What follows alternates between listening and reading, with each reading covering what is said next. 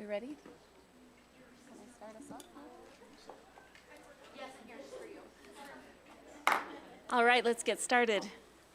Thank you so much, all of you, for being here tonight, and we are ready to get going for October here, right? I'm excited. There's this group in front that I think will be an awesome experience for all of us here. So thank you for being here. We need to call this meeting to order, and our reverence will be given by Board Member Karen Cronin, and our flag salute and Pledge of Allegiance by Board Member Brian Smith. Our kind and gracious Father in heaven, we come before Thee and we give thanks, Father, for the opportunity that we have to meet together and to discuss the issues of our school district.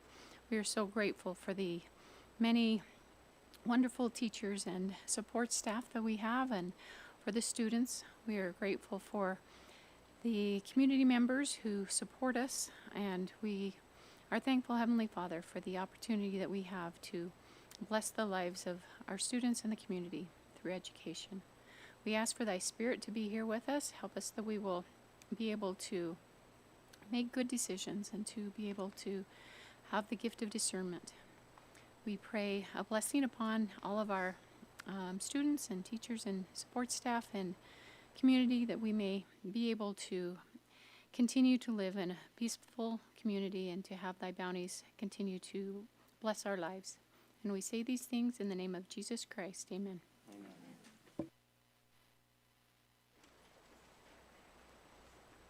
I pledge allegiance to the flag of the United States of America and to the republic for which it stands, one nation, under God, indivisible, with liberty and justice for all.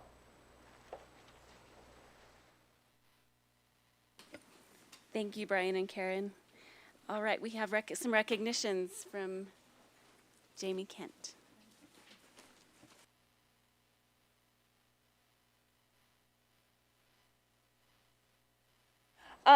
We have Reed Marshall and Trisha Day, if they could come up. Have you guys stand right here? All right, so they are our board recognitions. So Reed, on behalf of Box Elder School District, we're excited to celebrate your outstanding contribution to our school community. You're dependable and always quick to address any issue that arises. Your responsiveness and efficiency ensures that our school continues to run smooth day after day. No matter the challenge, you approach every task with a positive attitude and a willingness to help. Your dedication and your cheerful demeanor make you a valued and respected member of our team. And then Trisha, on behalf of Box Elder School District, we want to extend a congratulations to you. Your consistency goes above and beyond in everything you do. Your passion for teaching and commitment to excellence are evident in every aspect of your work. As an educator, you are both inspiring and innovative. You are always seeking new ways to grow professionally and enhance the learning experience of your students. Your classroom is a place where students feel supported, challenged, and valued. In addition to your teaching, you are a strong and compassionate team leader. You foster a collaborative environment and encourage your colleagues to strive for their best. Your positivity and leadership have a meaningful impact to those around you. So we just want to congratulate these two on all the hard work that they're doing in their buildings.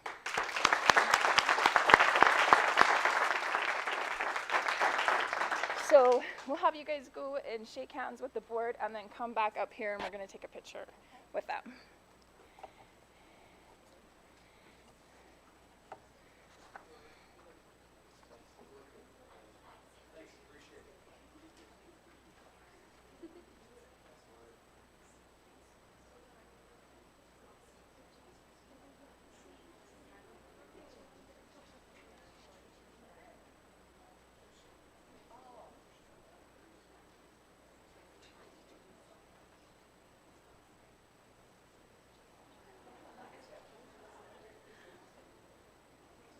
Stand right up there.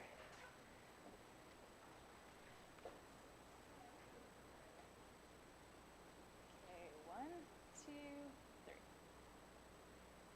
Okay, thank you.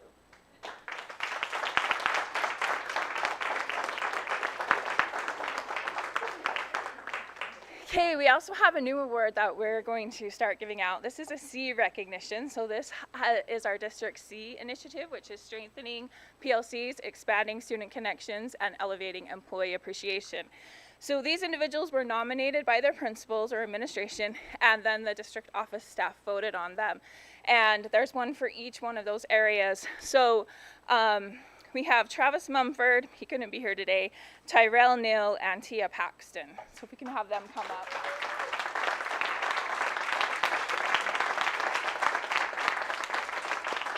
Let's have you guys stand right there. So Travis feels bad. He's at a JV football game today and he's coaching, so he couldn't make it.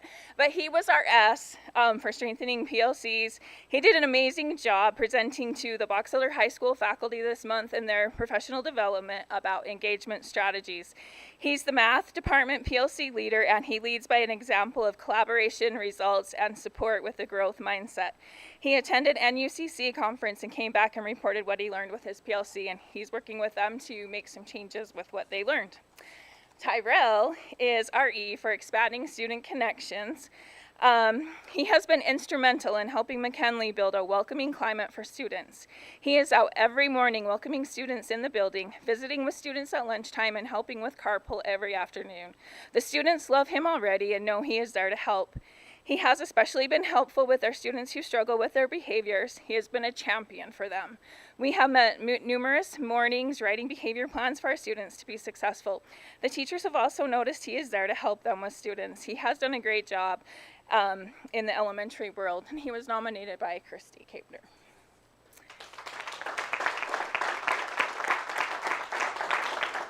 And then Tia, she was nominated by Terrell Jeffs.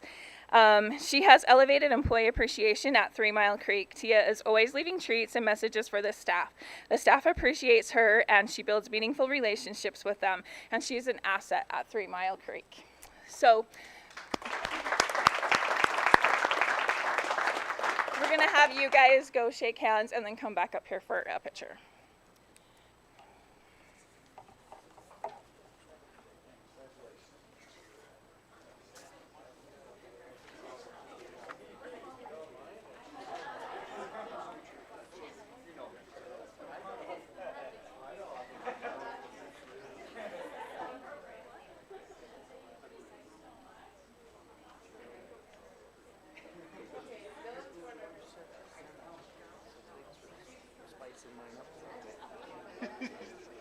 Well, it was great.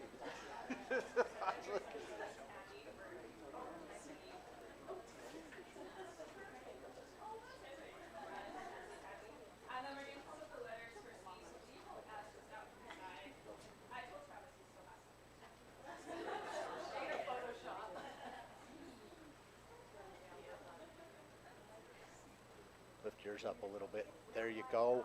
Okay, you go first. Let me go first. Sorry.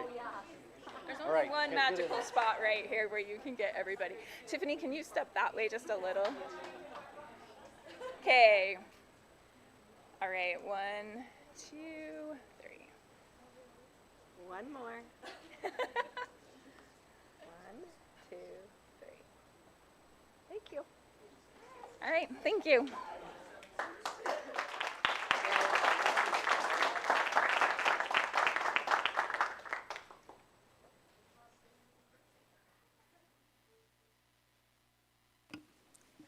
Thank you, Mrs. Kent. Mrs. Kent is our public information officer. I should have stated that in the first place.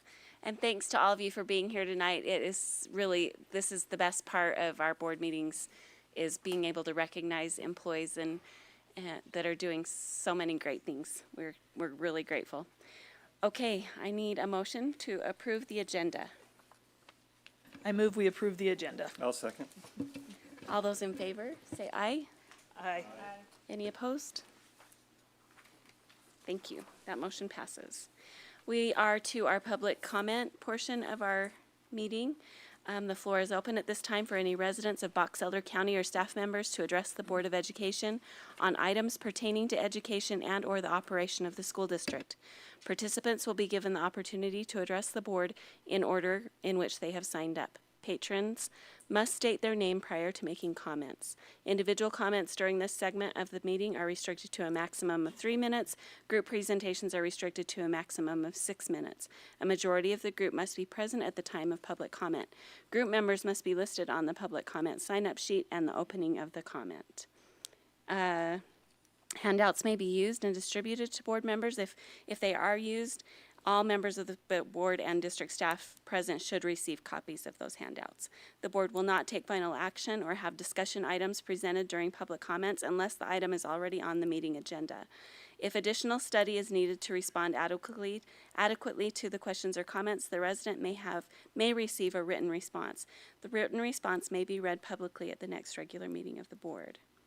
Due to the rights of privacy of the employees of the district, the Board of Education will not allow public comments on specific employee appointments, employment, or performance at this time. Questions and complaints or charges against particular employees are to be referred to the superintendent for action consistent with law and/or district policy. All right. Having said that, we have Mrs. Melanie Day with some of the Box Elder High School theater kids here.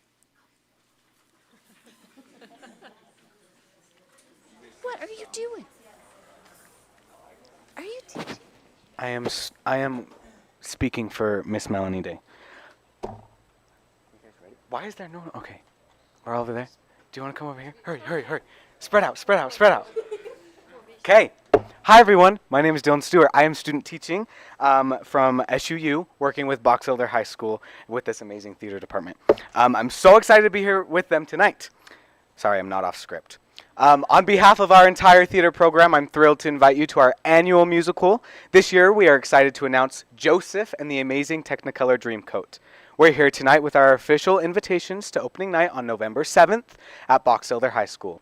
The show is packed with music, color, and energy, featuring more than 150 students both on stage and behind the scenes. We also hope you'll help us spread the word by proudly placing the yard signs somewhere behind me at your home or office, and please email Melanie to confirm your tickets for opening night. Before we go, our students have something special to share with you. We can't wait to see you there.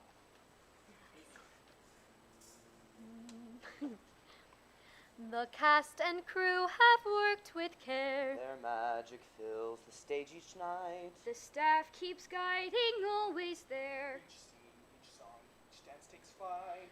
Hey, school board, the magic's begun.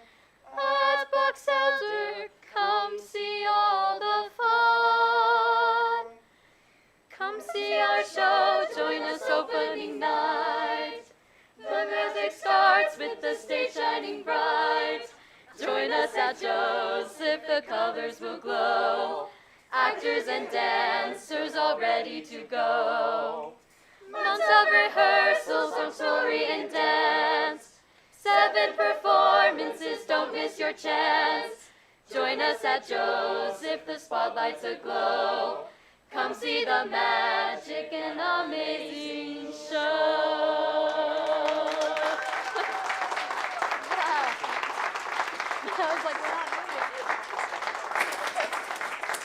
I wonder if Mrs. Kent could get a picture of all these kids with us and use it as an advertisement.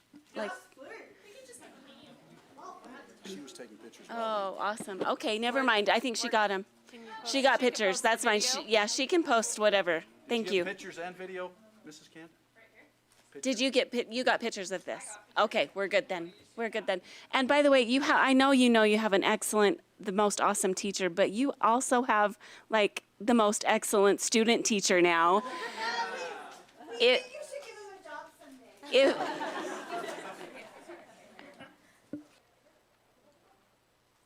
To see you, Mr. Stewart. I think we need to put on our agenda somebody comes sings to us every month, because I love that. It's just so Thank you. so good. I'm so That's excited awesome. for this. Thanks.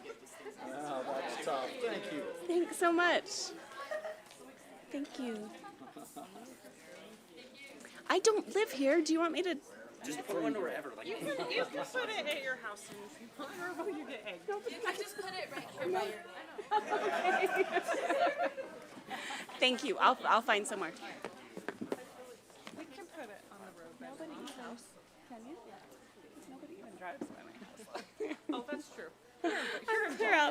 Do you have more for us? Oh, okay.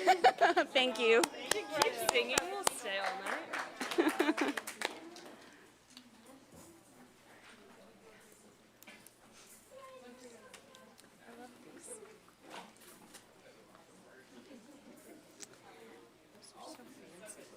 All right, we have one more public comment, and that is Stephanie Pack. Did I say that correctly? Oh, you're not public comment, but you thought, okay, perfect. We'll see you in a minute then. All right, thank you.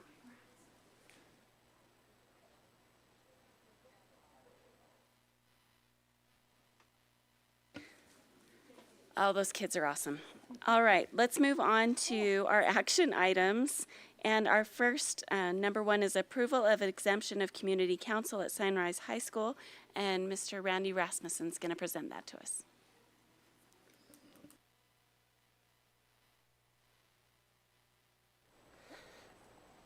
Am I going to sing?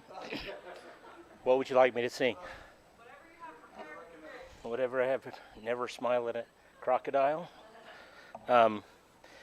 Well, thank you for giving me a few moments here. I am, on behalf of Sunrise High School, petitioning that we be granted an exemption to the rule that all schools have a community council. The state law does allow, in the case of small or special schools, as we are, for that to happen. Throughout the summer and the fall, we solicit parents to volunteer to be on the council through emails, through postings on our website, and through personal contacts at back to school night, but we just don't have it. We haven't had anybody interested in joining our community council. Some of that is due to the nature of our school. As many of you are aware, instead of running on a trimester system, we run on a term system, and so we restart every 6 weeks. So we started second term on Monday, and we graduated a couple of students. So each 6 weeks we'll graduate, and so while our student population is capped, we try to keep it between 110 and 120. Throughout the school year, we'll see close to 150 or 160 students. I think also one of the factors that makes it harder for parents to want to volunteer is where between a third and a half of our student population does come from Tremont, and adding a half-hour trip to get to us is a challenging factor. And after spending a lot of time in the schools as a math teacher, of course I had to think about it mathematically. So I thought the most I ever had volunteer when I was at ACYI, I had 8 one year volunteer. And so if you think of 8 with 1,000 students, the numbers would say it would be about 2/3 of a parent for my student population. So anyway, with all that, I am here to request an exemption to the rule to have a community council.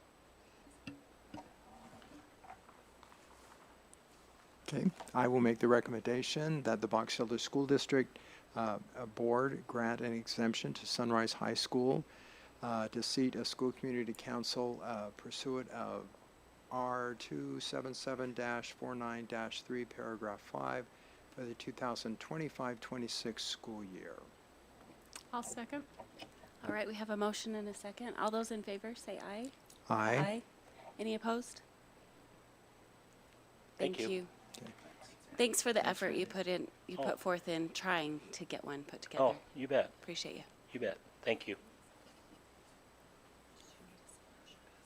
Oh, the motion passes. Thank you, Danielle. I don't know. Thanks for the reminder. Okay, the next action item we have is the approval of positive behavior support plans.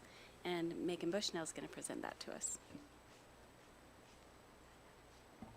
I just want to apologize for having those in late. I have some ideas on how I can improve that for the end of the year, but also going forward. As you know, part of our comprehensive prevention plans should have like suicide prevention, crisis intervention, should have substance use, and at the elementary age, a lot of that is just pure conflict and trying to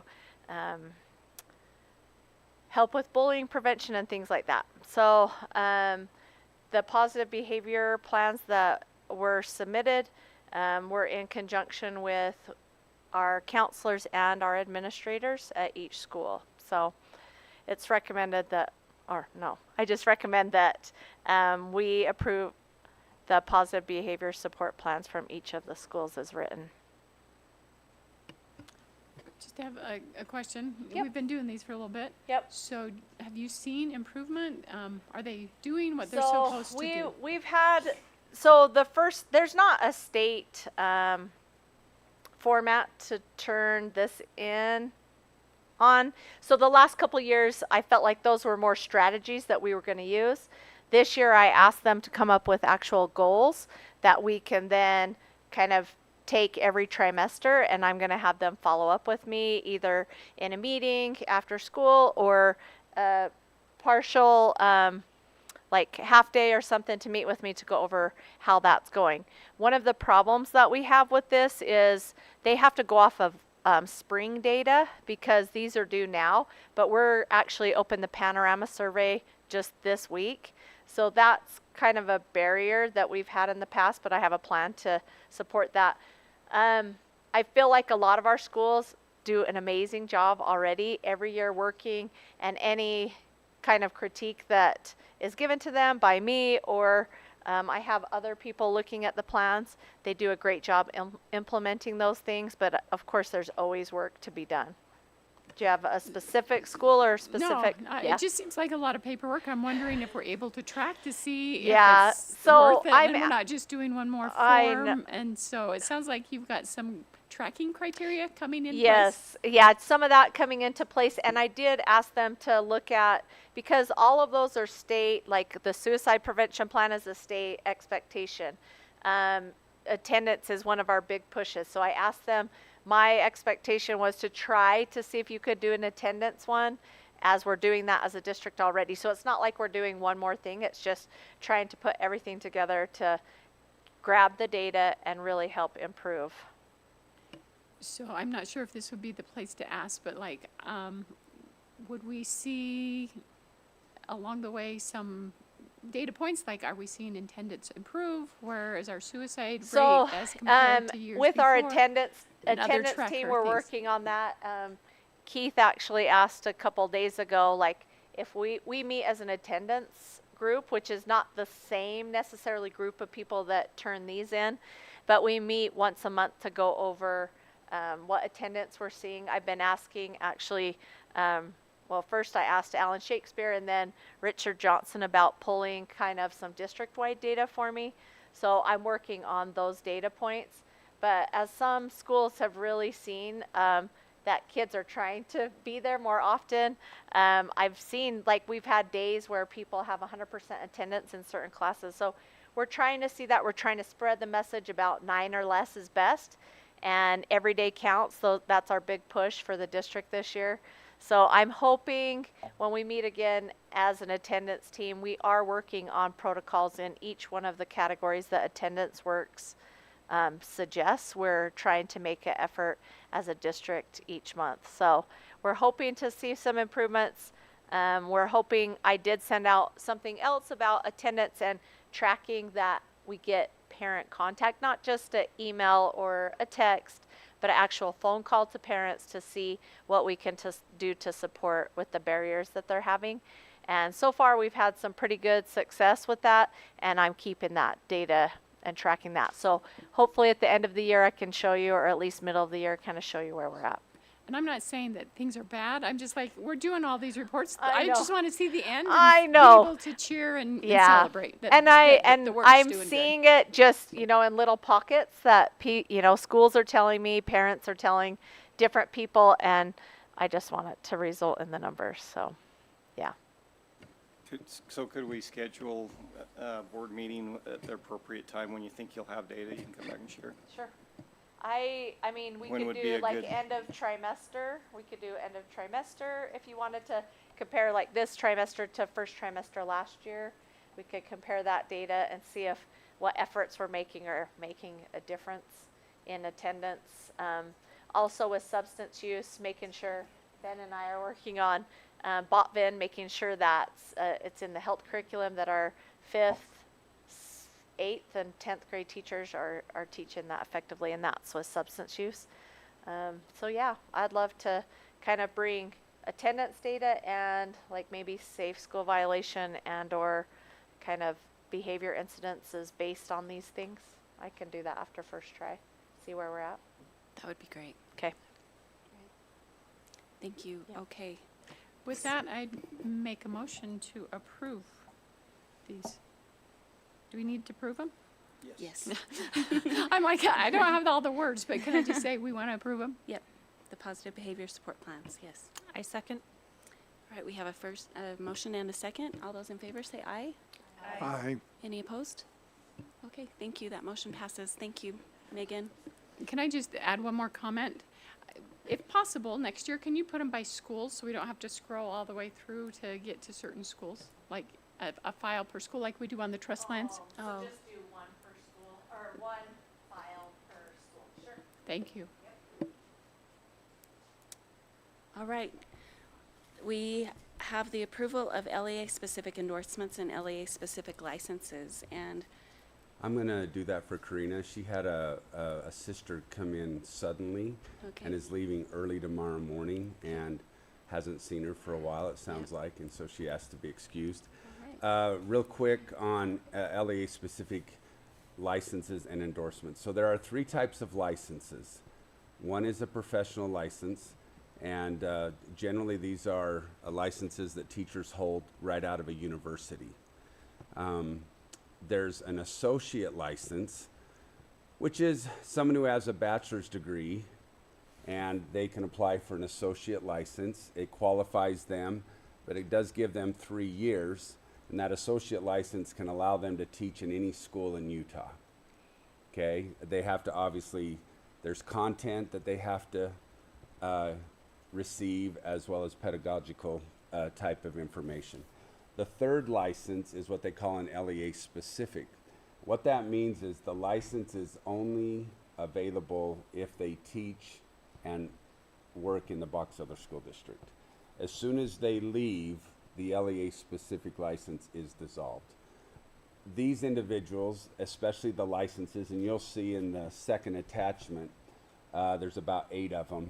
These are people that also have a bachelor's degree, but maybe due to the lateness of the hire, they haven't quite received their associate license yet. We really want everybody to get there, but from time to time there is a reason why we do have an LEA specific license. Sometimes it's teachers that actually graduated from Utah State, Weber State, Governors, Western Governors, but they have not, and I hate to say the university, but just went over to the Hill, tends to wait to get the professional license loaded.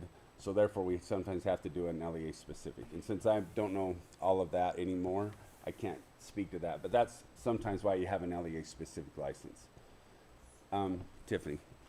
oh, also, I noticed a couple of veteran teachers on this list. Yeah, that so I'm there's assuming two, they're there's two lists. specializing There's in 2 something. lists. There's Okay. an LEA specific license, and then there's an LEA specific endorsement. Endorsement. So an Thank you. endorsement would be a teacher who has a professional license and is trying to expand maybe what they're available, what they can teach.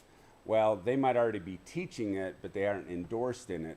So you can see a lot of LEA specific endorsements. It doesn't mean that our teachers are totally unqualified. It just means they're trying to expand, and it gives us 3 years to have them qualify either through taking the correct coursework, and in many cases, they just have to show competency in that area. The biggest, I don't want to say culprits, because that sounds bad, but the biggest users of these are in CTE, and areas that maybe their degree is very specialized, but then they want to teach another class and another class, and they have to go get, it's not like a math degree that allows you to teach 6 through 12. You have to go in and take that one and that one. Same thing with science. earth science, integrated science, biology, chemistry, physics, they all kind of require different endorsements instead of a science degree. So that's why some of these are endorsements. They are good for 3 years. It doesn't mean that they'll take 3 years, but that's all the state will issue. So our requirement is we ask the school board to approve the licenses, which is the first, on that second link right there. The first is like 7 or 8, I didn't totally count. And then you'll see a list of maybe 60 individuals that are trying to get different endorsements. And so we're required by the state to ask for board approval of these LEA, and it's only good for Box Elder School District. If they leave, all of this is washed away and they would have to be hired by another district and granted an LEA specific. So with that, on behalf of Karina, I'm asking the board to approve the work that's been done by her and her team. So are these people already teaching?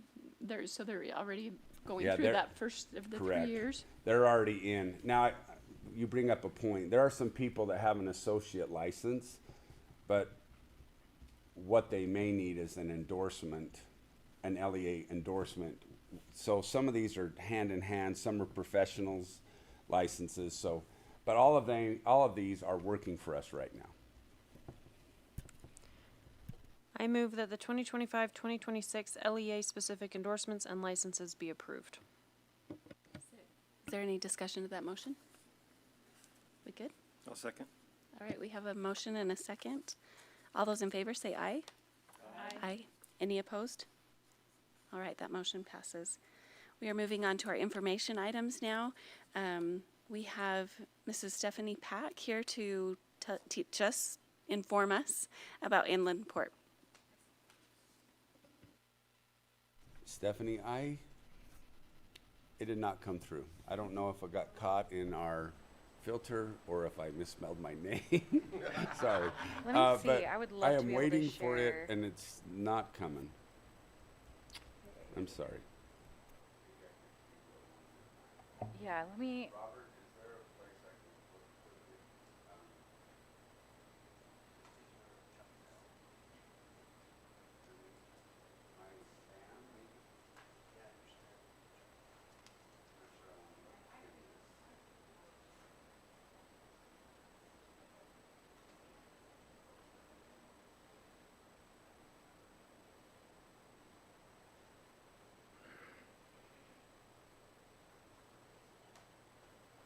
If I start while we're doing that. I hate a pregnant pause. It's the worst. President Summers, Vice President Wright, Superintendent Carlson, honorable board members, it is a pleasure to be before you again. It's been a couple of years. It seems like there's some new faces, but I could be wrong. I'm getting old and maybe a little senile. My name is Scott Wolford. I'm the Vice President of the Business Development Team with the Inland Port Authority. I have with me Stephanie Pack, the Associate Vice President, who covers northern Utah of our port project areas. Our purpose tonight is to talk about an amending of the boundaries of the Inland Port project area that already exists in Box Elder County, and to just answer any questions, kind of give a high-level overview of what that means, what the implications are as far as tax and budget, and answer any questions that the board might have. Go. Well, and while we get this pulled up, we're really appreciative to the board to allow us to come this evening. We work really closely with Neil on your team. He attends a monthly meeting that we have with the stakeholders involved in our project areas. And what we really seek to do is create projects of regional economic significance. And this really does impact the school board, and so we want to keep you abreast of what's happening. So our presentation tonight, I'm going to be overviewing the mechanism of the Inland Port project area for your education. I will also be overviewing some updates that we have. Every year we publish a report for our communities that we work with, and so I'll be presenting our annual report for 2025 for the Golden Spike project area, which is our project area that we have here in Box Elder County.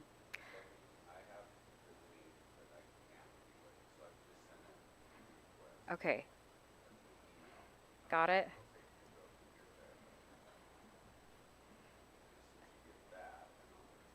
Okay, now try that. Oh, perfect. Okay, we're in a good spot. Thank you so much for your patience. Okay, so first, why we are here. Go ahead and click on the next slide. I want to give you some high-level details. This is really the meat of our presentation, and we'll go into some of these as we move forward. First off is we have been requested by local legislative bodies here in the county to create an inland port project area within your community. These are similar to CRAs and RDAs, and they function similarly, but there are a couple important differences that we're going to highlight. These terms are codified in our Utah code. The creation of these project areas is statutory. And one important thing that you need to know is no consent is required. So within a port project area, the land use authority speaks on behalf of all taxing entities. This eliminates the requirement of negotiating terms through interlocal agreements, and the duration and division of the property tax revenues are statutory per our state statute. So we'll go into more of these specifics. So go ahead and hit that next slide. This is our biggest takeaway, that our goal is to be transparent and collaborative with you as the school board, and we understand the importance of education in your community. They're important to the success of these project areas as well, and we are committed to working together for the benefit of all stakeholders. So wanted to make sure that that was up front as we get started. I'm going to turn some time over to Scott to do some Port 101. And we're going to go quick and high level, so please interrupt with any questions as I go. It was a little different the last time we were here. It was much more academic. Here's what we think we can do. It's very different now. We've just created our 14th project area across the state. This is in West Utah County called Pony Express. This represents about 120,000 acres of developable, mostly developable area across the state. We've recruited a lot of good companies across the state. Stephanie will highlight Box Elder County, so I won't hit that one, but committed revenues or committed investment into communities has eclipsed the $4.5 billion mark. Again, those aren't realized gains, those are projected what companies have committed to spend, which will have a lifting effect on the overall property tax revenues gained by the communities where those investments are happening. Next slide. These 14 project areas represent, again, as Stephanie said, the consent, and more than consent, the invitation of more than 40 communities that have asked the Port Authority to come in and create these project areas. Go ahead. This is a little too weedy. We have a lot of neat things that our statute allows us to do, and if you're curious, we're a Title 11 subdivision of the state. It's Chapter 58 that you can find our code in. Nobody's going to go read it. You can find us kind of next to the Trampoline Safety Commission and the other misfit entities of the state. There are a lot of things we can do, but this establishing of project areas has been by far our most effective tool for building out Utah communities. Go ahead. Things that we do not have, which creates a dependency and a reliance on the local communities. We have no land use authority. We cannot subvert the will of the local community and how they want their land to be controlled. We can't permit, we can't rezone. We also can't move tax increment or tax differential from one project area to another. So we can't take Box Elder money to Salt Lake, but I also can't bring Salt Lake money into Box Elder County. Go ahead. Our statute requires four elements to be considered for a project area that have to be satisfied. There has to be a definable public good, a definable public benefit. Yes, ma'am. Sorry, I just had one question, because Sure. the first slide it said we don't need permission. We don't need permission from the taxing entities. The land use authority speaks on behalf of all taxing entities. Did I do a bad job? I just don't think I understand all those words. So Stephanie, to use land in the, say, Tremont City has to approve the use of that land within zoning. The inland port does not control that. But the inland port to conduct a project area does not require consent of the school district, even though they work in the county. Lakeshore Learning, for example, we did not approve that project. We have no authority to approve or deny that project. That lies solely within inland port. Well stated. Thank you. Was that from me last time, or did you just know it? It was really good. I love it. 4 elements that have to be satisfied to create or to amend a project area. There has to be a public good, a public benefit, it must be economically feasible, and it must align with the goals and objectives of the Utah Inland Port Authority. Go ahead, I might be done. I'm done. Okay, perfect. Next slide, please. I'm just going to describe really briefly our financing tools that we were given in our statute. So this is the tax differential model. This might be something that you're familiar with. If not, within our project area boundaries, we freeze the existing tax base. So the current tax base as it stands will continue to flow to all of the taxing entities for the duration of the project area life. By statute, our project areas last a term of 25 years. And in those 25 years, any new tax revenue, or we call differential, any new tax differential that gets generated, 25% will continue to flow to the taxing entities, and 75% will be set aside for various uses deemed appropriate for the project success. Those include infrastructure for the project development. That includes the potential for incentives to incentivize growth in those areas.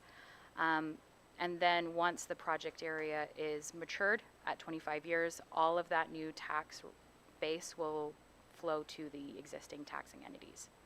So similar to an RDA, this tax increment model allows the community to set aside new tax revenues in order to encourage economic growth and incentivize the growth that they want to see.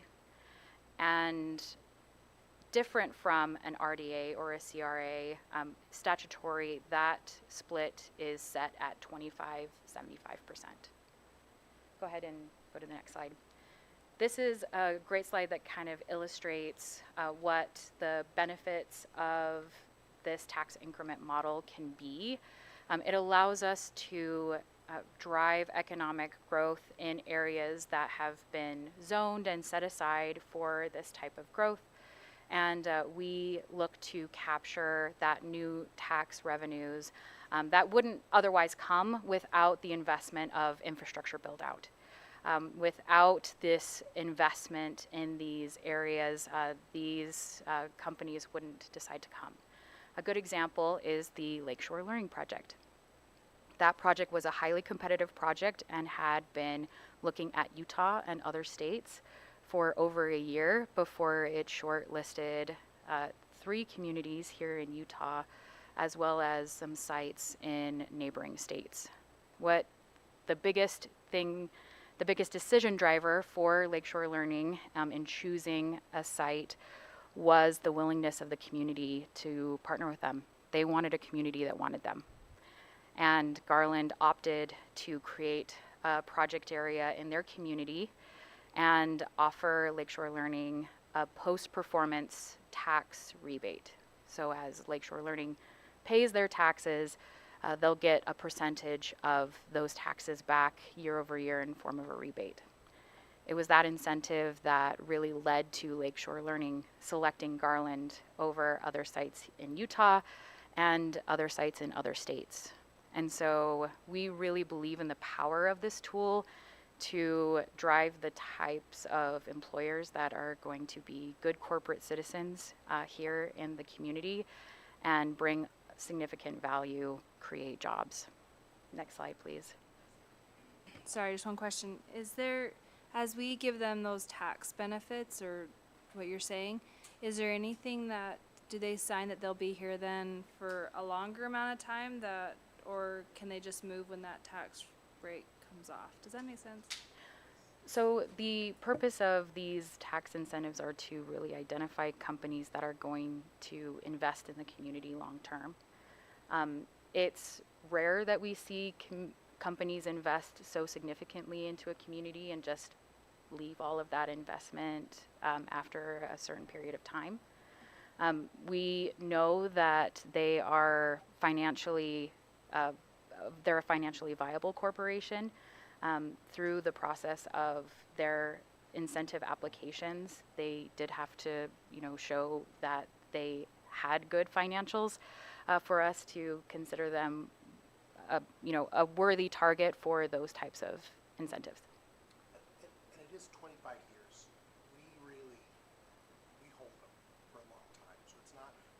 things we hear, do I need to stand up here to be public? Maybe talking. One of the things we hear frequently about RDAs, RDA recruitment, is that there's a single trigger date for an RDA. So if you build an industrial park in a community and say you've negotiated with the school district for a 10-year term, and you get that first company in, you trigger the entire park.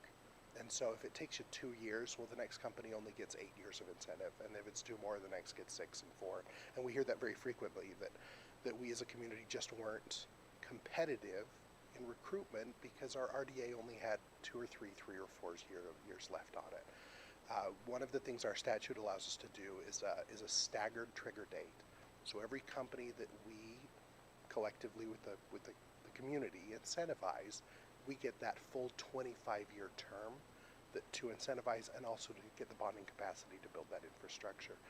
And if they've been here a quarter century, our hope is that becomes incredibly detrimental financially for them to look around for the next incentive at that point.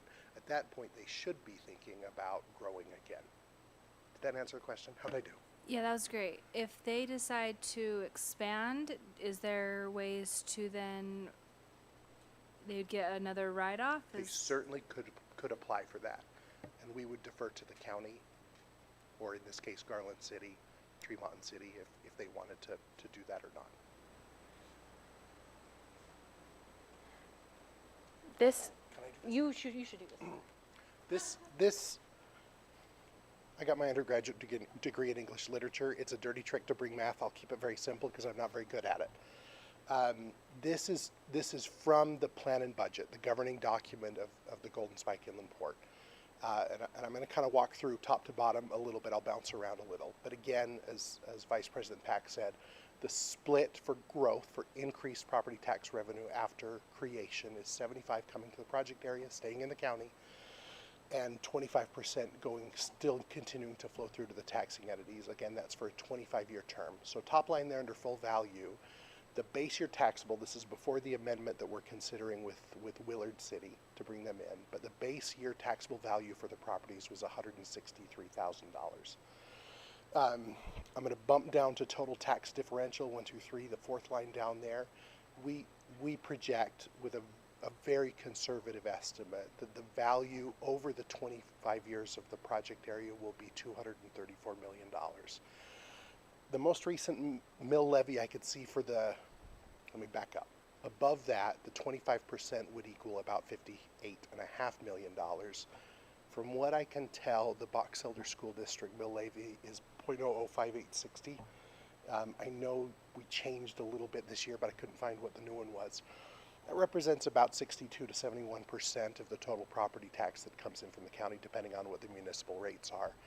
And so that should represent, again, over the 25 years, between 36 and 42 million additional dollars that you're not getting today that are going to come in. So it's always a little tricky when we talk to school districts because they say you're taking away our money. No. We're using money that would never come without these programs to build additional revenue. And when the project area expires, all of that revenue continues in to the taxing entities. How did I do that time? That's good. I just have a question. Yes, ma'am. So when we have these, like Lakeshore Learning, for example, like one of the challenges that we have as a district, and I understand the overall, it's a benefit, but when our needs are now and we have new people coming in and new enrollment and we don't have the money to build the schools, that's kind of where this give and take, and so that's kind of where we're like, even though we see, I can see that it's a beneficial long term, but how do you reconcile that with, and how do we, handle that with our community members? And great question, and we try to be very sensitive of this, and we're super aware of it. One of the realities in Box Elder County is you bleed 6,000 employees every day to other communities. They leave your county, they go somewhere else. The kids that you're graduating from high school are struggling to find jobs in the county. We don't target companies that are going to come in and bring a workforce with them. So those 400 employees that are working at Lakeshore, we don't think, for the most part, that those are families from outside that are coming in to impact your schools. We think those are people in your community that now they don't have to drive to Ogden or Salt Lake. Now they can live closer to home. But we're very sensitive to that, and we want to watch these over time to make sure that's the case. Okay, think I'm done with this slide. No, that's all right. 36 to 42 million, though, that's over the 25 years. Over the 25 years, yes, ma'am. And keep in mind, these are conservative estimates. We anticipate it will exceed this, especially with some of the recent wins that we've had. And this kind of leads me to my next presentation, which is our 2025 annual report for the project area. So we created the project area August 21st, 2023. It just turned 2 years old. We had a number of really incredible announcements this year that we're excited about. I mean, it's a tremendous start to the project area, and that has a lot to do with the economic viability of your community. So first things first, we had the Lakeshore Learning ribbon cutting this summer. They have already hired about 400 employees to date. We also announced an expansion of Nucor Steel. They are going to be bringing in an additional $200 million of investment into the community. We are in the midst of our amendment cycle. Willard City has passed a resolution, and they have identified an industrial zone in their community that they want included into the project area. And so we are working with them on that. And then we triggered our first parcels for the project area this year. Go ahead and go to the next slide. So as I mentioned, the Lakeshore Learning Project, they celebrated a ribbon cutting ceremony in June. At the time of the ribbon cutting, they had almost 400 employees working there already. And just an incredible facility, a really top-notch employer that is ecstatic to be here in Box Elder County. And they are already really impressed with the caliber of workforce that they have been able to attract, and are really excited about what their future holds here in the community. So a huge win. And this isn't just a huge win for Box Elder County. This is a huge win for the state. You'll recognize Blake Moore in that photo. He's our federal delegate, and was really excited to be a part of that ribbon cutting as well. Nucor Towers and Structures also announced an expansion. This will be their, I think their third business entity that will be coming in and co-locating with their existing facilities there. This will be a 250,000 square foot facility that will create about 263 new jobs and bring in over $200 million in capital investment to Brigham City. So we're really excited about the prospects of that project as well. Go ahead and. So they're actually, they would have finished their 25 years, correct? And now they're getting an extension? So with Nucor, this is a new business sector that is coming into the state. This one was a competitive project as well. So they are a national organization. They had other locations where they could have co-located this facility. And so we were in competition with Kingman, Arizona for this project. And so we worked closely, not just with Brigham City, but also with the state incentive to recruit this business segment to Brigham City. So wouldn't the previous portion, that 25 years doesn't restart? This 25 years is only for the new addition? Yeah, this is only Correct. for the new expansion. Correct. Go ahead and flip to the next slide. So what we're doing today with the communities that are participating with us in the project area is we are working with them on recruiting these companies, recruiting companies that are going to be good corporate citizens that are going to be additive to the community. We have over 20 active recruitment projects looking at Box Elder County today. And we anticipate that we'll land more projects as the project area matures.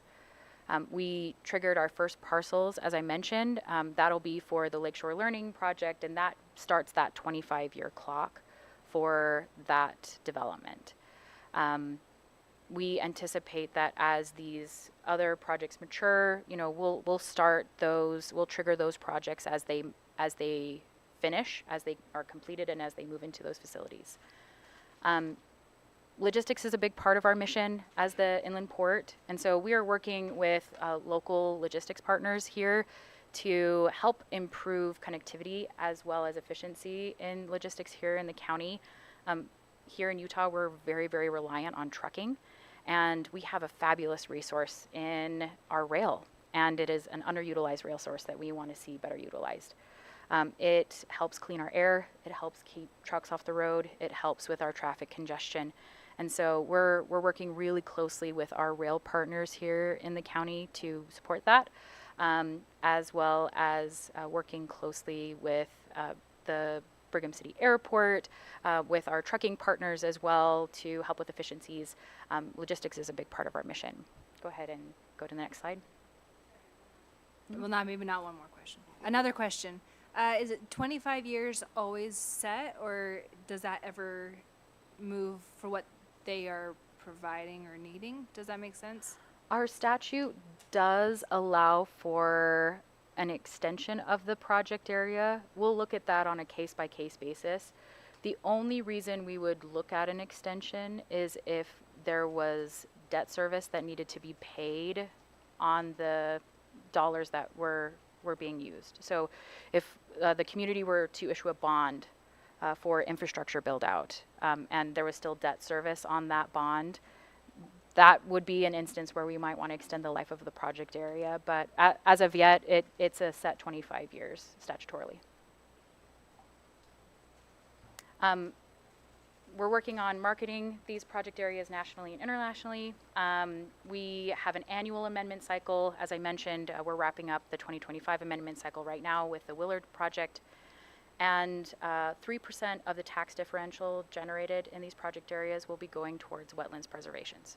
Since the Bear River watershed is such an important tributary to the Great Salt Lake, it's important for us to take care of this crucial resource. And so we are going to be putting substantial financial support for the preservation of those assets here in the community. So these show the areas in Brigham City, I apologize, I want to get to some time for questions. Go to the next slide. This is the areas that we have in the Garland Tremont area. Next slide, please. This area is an unincorporated Box Elder County, kind of sandwiching that Procter and Gamble site. Go ahead and go to the next slide. This is the Willard district that we're looking to amend into the project area this year. This is 178 acres right in between the UP rail line on the east and I-15 on the west. So I wanted to leave some time for any questions. You mentioned that you try to target those that are going to hire from within the county. Do you have data? Are you collecting data on that, and how many of the businesses are hiring within? How many new people are bringing in? We have just the one operational, so we will be. We have in the plan and budget. We have. I'm so sorry. We do have key performance indicators that we're going to collect annually. You're still in a pretty nascent state right now, but yes, we will be watching that very closely. As far as it's a little tricky. Businesses don't want to tell us which employee comes from where, but we'll be watching very closely the unemployment rate in the community, and also what that workforce looks like, where they're going. Like I say, when we started, you're bleeding 6,000 net every day that are working somewhere else, and that's one of the metrics that we want to adjust. I mean, it's great that we're getting more jobs, but the session we had just before this, we're trying to predict, the growth and how many schools we need to build. So obviously that data is going to be important to us as we're making those decisions.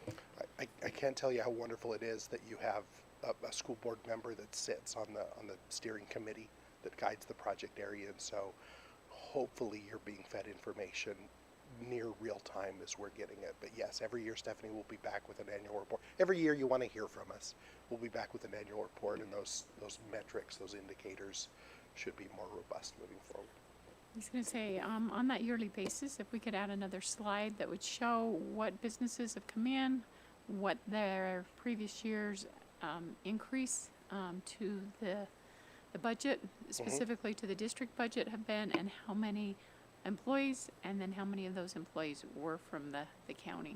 Absolutely. We'll find out on Lakeshore when it's centrally assessed on around January 1st. That's the value. And yes, we'll have those next year. I just have a thought or a comment maybe. We've started what we call our CAPS program. Ben can tell you more about that. Where we're trying to partner high school students with a business to learn, kind of like a mentorship, but they're actually working. So if there's any way to promote that to businesses that... May I make a recommendation? Yeah. Promotion is nice, requirement is better. You, the community, can put conditions on the incentives. And one of the things that we've recommended here and in other communities, you make them. Give you internships for those kids. Okay. Trade school and high school, whatever you think will work. And every year they'll have to come back before they get that incentive annually and say, demonstrate with evidence that they provided those internships. So yes, promotion is nice. Okay. Handcuffs are better. Well, so I guess, does that attract businesses as well? They look for that type of thing. Okay. So how do we require that? Neil, do you know how to do that? Well, I'm not sure the school district has been involved in the incentive drafting previously. Hasn't yet. But we would like to be involved. And I'll work with Stephanie to make Thank you. When that time comes. And again, that's a huge asset. When a company being incentivized or being considered sees the school district wanting to partner, it's a win. It's a workforce pipeline for them. And if I could go one more. One of the things we've seen in other communities is the school district, or in this case Snow College, saying, here are the programs we have. Here are companies or industries that we think would be a good fit. We would love to do that too. If you want us chasing specific industries that are good fit for your programs, please, we'll do it.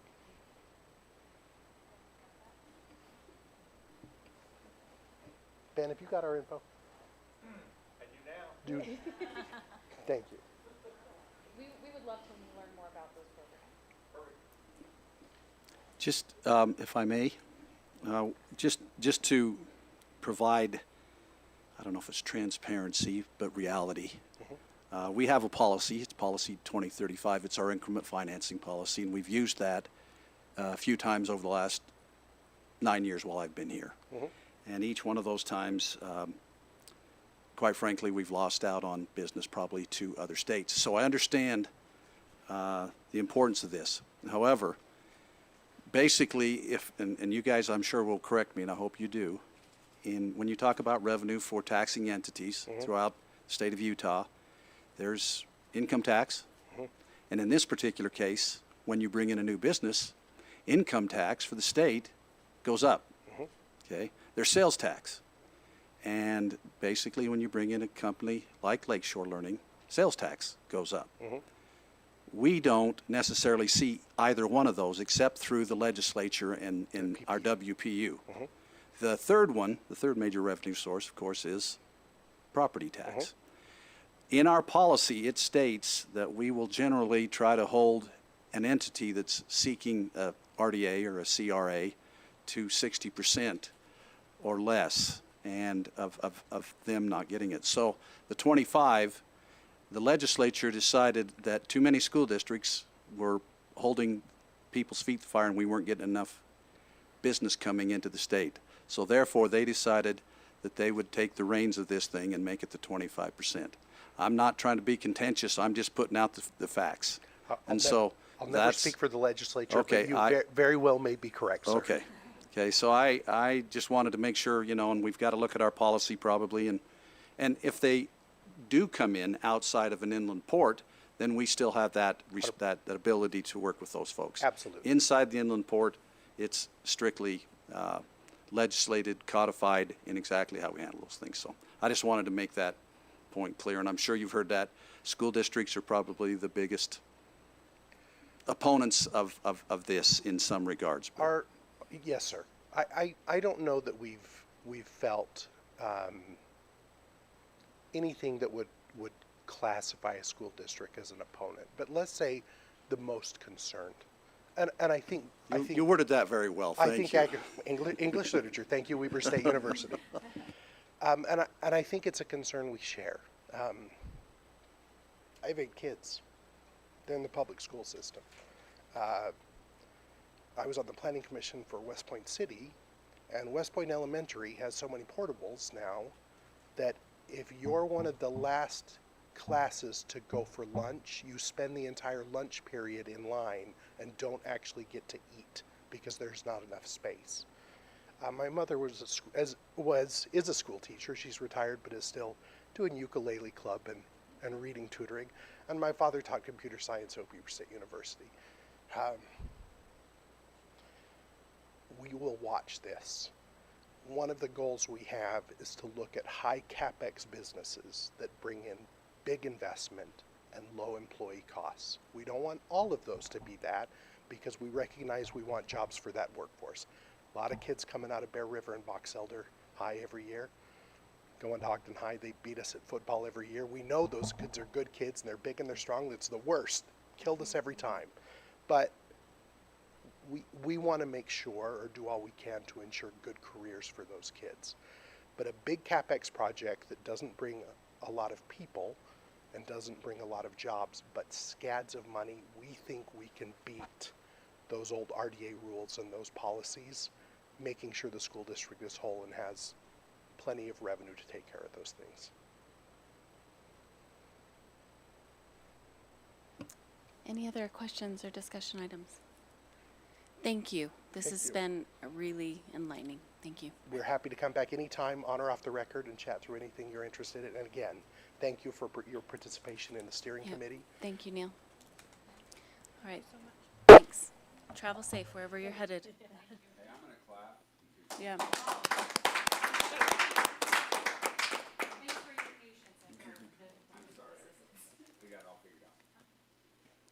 All right, we're going to move to G2, Social Media Monthly Theme Instructional Strategies, from Jamie Kent. Sorry, would it be possible though to get those slides to look at? Oh, okay. Oh, that's great too.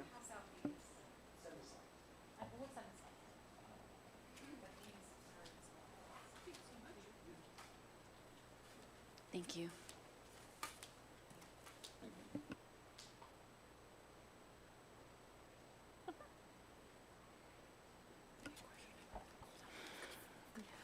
Exactly. All right. All Mrs. right. Kent. So these are just some things we want to spotlight on our social media for the upcoming year. We want to showcase that our district has a culture in continuous learning, professional growth, and collaboration. And all of these things align with our mission to ensure that our students are learning at grade level or higher. These are all important instructional strategies, and it's been really fun to, as I've gone around to different schools, to see our teachers and some of the powerful practices that they have in their building. And it's also fun as you scroll through our social media to look at how it's happening from kindergarten all the way up to 12th grade. It shows that we have a focus on student learning. Sometimes learning is the hardest thing to show on social media. It's easy to show events and activities, but learning that's going on inside the brain can be a little harder. So these are ways to showcase that. It also helps promote best practices in our district. And in a way, it encourages professional development because teachers can go on and see what other teachers are doing. And it's so much better to learn from a peer and see someone in your schools who's actually doing the same thing that you're doing and the success that they're having.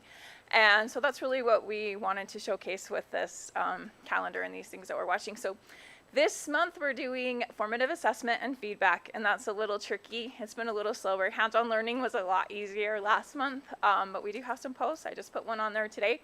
Anyway, so we have to look at it, and that's just kind of explains what that is. Those are just examples. They're not all the things. So there's so many more. So. I just have a question on the social media engagement in general. Uh-huh. Like, do we know how many followers we have? How many, like, is that increasing? And how do we make it better? Like, because I follow it, but I'm not a commenter or a liker too much. I guess I know if I did that, it would be better. But how do we get the word out that, like, is this on, we're talking Facebook, Instagram? It's on Facebook and Instagram. Okay. We have about 7,000 followers. We have a lot. That's good. We do have a lot of engagement. We can check it. We have a dashboard that shows us what's going on and what people are liking. And so I look at that every week. And it is going up, and our engagement goes up, and then some weeks it goes down, and so we try to post more fun things to get it back up. But one of the ways that you can help support it is by resharing it. Then that helps people know that they want to go follow it too. So. Okay. And do we have more on Facebook or Instagram, or is We it have more on Facebook. Facebook, okay. Mm-hmm. All right, that's helpful. Thank you. Jamie, was this, I was caught off guard. I got this, it was on Facebook that we were in the top 10. My wife and I of commenting, or is that what happens? I mean, I didn't even know I was in the top 10. I know, I was happy. But is that part of it? Yeah. Oh, okay. Yeah, the comments help too. I noticed when we shared the employees of the month, there was a lot of comments on those. And Okay. So. Okay. Yeah. The principal That's post had fun. the most engagement this week. Well, I was, I tell you, I was happy, so. People love their principals. Any other questions? If I could make a comment, Jamie shared this with, I guess everybody in the district, and it was me that said I felt like we needed to bring this to the Board of Education. And I think it's just so important for people to know. I mean, I started teaching 44 years ago, taught for 11 years, and if I look up and down this list of 9 teaching strategies, I don't think I used any of them, because I don't think we knew about them when I was finished teaching 33 years ago. And it's just really touching to me to know that, honestly, we do a better job than we've ever done in the history of public education of teaching kids with different strategies and different ideas on how to reach them and to help them learn. And so I think it's important for people to know that we really do a great job, and our teachers use these tools, and our principals and our assistant principals and our coaches and are aware of these things, and they know how to use them to the highest degree to be able to help students learn at high levels. And so I just thank you for developing this, but I think it's just outstanding that we're using all these tools. I know. I don't know how you can scroll through it and not think that our district isn't doing a good job. When you look at all those things happening, like I look at it, I'm just like, this is amazing. There's so many good things going on. I've loved how it unifies the district. I mean, to see that all our schools are trying to achieve the same things and teach the same ways, and it's a unifying thing, I think. As well. And Jamie, going back to what the superintendent said, I talked to so many people that think that education is just how it was when they went to school. I mean, 30, 40, 50 years ago. And it has changed so dramatically. So it's good to have this out there so people can see the changes, and it's not how it was. It's totally different, new and improved. Yeah. And it really is fun to, if you look at the students' faces too, to just see the engagement and like the little kindergartners that were coding the mice, their faces were just like so proud of what they had done when their mouse went to the right place. Like it was just so fun. So, okay. Thank you. G3, Science of Reading Awards from Ashley Nelson. Are you doing this for us? Marcy just asked me to explain that. Okay. So if you'll recall, SB 127 that came out a couple of years ago, the state moved to saying, we're no longer going to consider kids at benchmark as being proficient in reading. The new goal was to move for proficiency being those students that are blue, because that's a better indicator of future success. And so the state said by the end of 2027, they would like to see 70% of all third grade students across Utah performing at 70% of students performing at that blue, which is well above benchmark. And they're calling blue proficient now. So the term benchmark applies to green and blue applies to proficient. So this year the state decided to go through and kind of see who's making good gains on that. As a district, we're doing a really great job. Our percentages are up a little bit more than the state, and we have some areas where our growth is a little bit better and our proficiency is a little bit higher. But they went through and selected schools that were getting different goalposts happening along the way. The last page shows Fielding Elementary. They are one school right now that has 70% of their students reading on grade level. So we have one school that in third grade it's 70% of the students. So that meets what the state goal is for 2027. However, they also wanted to recognize the schools that got 10 or 20% or higher in growth in certain grade levels, and those are listed. And so it's just a fun celebration. Today, many of the district office directors and Superintendent Carlson and myself went over to 3 Mile Creek Elementary to recognize the Teacher of the Year and give her a memento and talk to the staff about how much we appreciate them. And this is the next thing that we kind of talked about. We'd like to go into buildings and as district office directors and just recognize and appreciate the staff for all that they're doing and reaching these goals. So it's pretty fun. Last year we got every school met the goal to be progress monitoring, which is one of the goalposts that they had set up, and now this year we have a lot of schools that are showing more growth than what they require. So it's exciting. These were awesome. I was really excited to see these. Will you maybe have Jamie do a post congratulating? Or Jamie, can you do a post on those? And then also ask principals to share these with community councils. I think those are great suggestions. Thank you, board member Wright. Yeah, and you know, Ashley put together this cute thing that can already go on the website, and we can just explain what SB 127 is. In the past, we've gotten some good data that's shown how we've had increases and continue to improve. We've been able to post some of those things for the public and explain what SB 127 is. So I think this is another good opportunity to pair it with an explanation of what that is and why it's significant.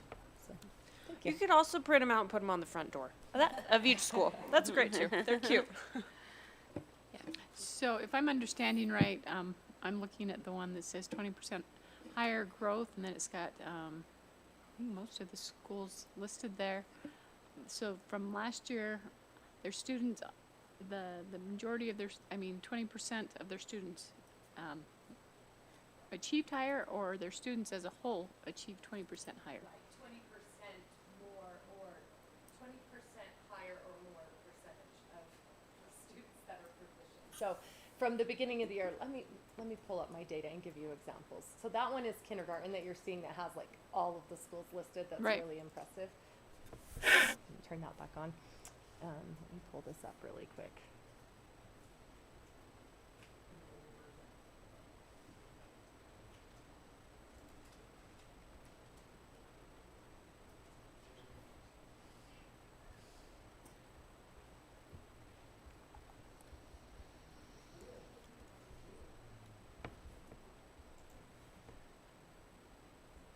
Sorry about that dead space. Heidi Jo, do you know how many other elementary schools hit the 70%? I don't. There's a recognition down at the state office. They've invited the elementary teachers, the third grade teachers from Fielding Elementary, and one of our things that we gave as feedback was, we really appreciate that, and that's so kind of you, but it took the kindergarten teachers and first grade teachers and second grade teachers too. So I don't know how many schools yet. I anticipate we'll have some more information on that. So just for example, like last year's cohort on kindergarten, they started at 30% of the students were proficient or blue at the beginning of the year, and at the end of the year we had 73%. The year before that, we had 47% that were blue, and by the end of the year we had 71%. And that's really important in kindergarten, particularly because when they're blue in kindergarten, they're significantly more likely to be blue at the end of third grade than they are if they're green in kindergarten. So I have some charts that could show you that. Sorry, but blue that is might better be than another- green? Yeah, blue, Okay. blue is better I than don't green. know that. I know, it's all interesting, huh? And actually, it's so confusing to parents because the reading on grade level letters that we send out, they count green benchmark as being on grade level. But as far as the state goal, it's blue. And so one of the things that we get a lot from parents and teachers is, why isn't green good enough anymore? You know, and because the evidence that they've collected shows that if a student is blue by the end of third grade, they're much more likely to be able to be proficient on RISE assessments that encompass more areas of reading than just being fast. So, Thank you, Heidi Jo, for that explanation. And please tell Mrs. Nelson that we appreciate the work she put into those certificates and that slide presentation. I'll do that. And No. the research she does behind it. So thank you. All right, we are to G4, which is our October 1 enrollment report. So I'm, normally Karina would be doing this. I have added a couple things. I have the live document, you have the PDF document, but I wanted to maybe just show you some things once I found out that, just because I had done this before. But over here on column U and V on the right-hand side, where it says October 1 count and enrollment, this is just kind of a trend that we've had. Again, we have more students than is listed, adult education individuals. Some are our students, some are kids that are adults that are older than 18. So those numbers are not included. Our preschool numbers are not included. This is K-12. And so when you see that number, just know that we do have additional students that we're servicing, but they're not a part of October 1 count. So, yeah, so what I did is I took the kind of the black on the right, those two columns, 11.7, 11.9, 11.8, 12.2. We hit in 2022 our high 12.338. And then the last couple of years we've seen a slight trickle. So the blue chart, the bar graph is kind of right to left, you know. So you can kind of see we were climbing and then we've had a little bit of just a step down. Before I jump into what it looks like officially, this is something that Marcy, oh boy, I don't know if you can see that. Oh boy, that is not great. I don't even know if you can see this. Brian, you know how we've talked about a little bit in that committee that we had about how homeschool affidavit numbers have kind of risen.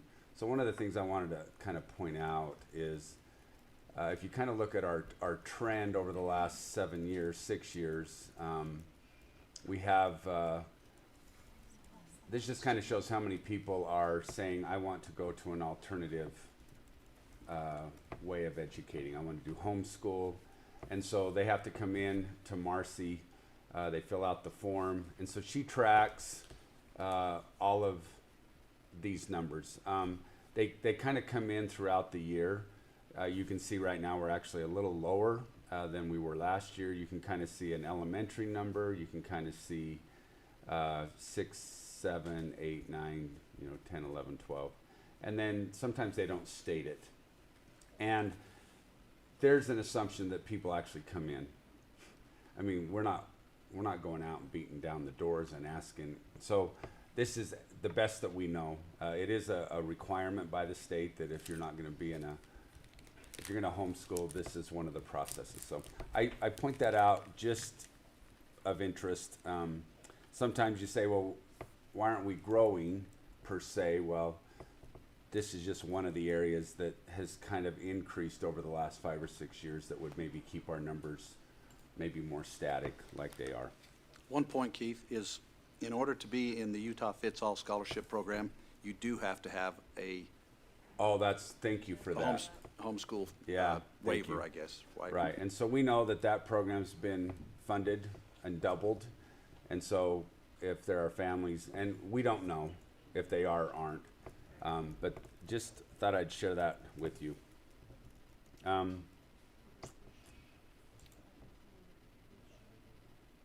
I think one of the things, I don't know if I love this. Fluctuates. What's that? It's just hard because it fluctuates. Yeah, it's kind of hard, sorry. I don't know if I went to 125, if that would help you maybe a little bit better. So column Q is last year's October 1 count. Column P is this year's October 1 count. I will just tell you, this number's sort of unofficial. When I say unofficial, Robert and his team are still kind of cleaning up just odds and ends, little pieces of data. And he thought maybe by next week that would be finalized. And so once that's finalized, we'll come in here and actually get the exact. It doesn't usually vary much more than a couple of students, but it does give you a kind of a snippet today of what you're looking at.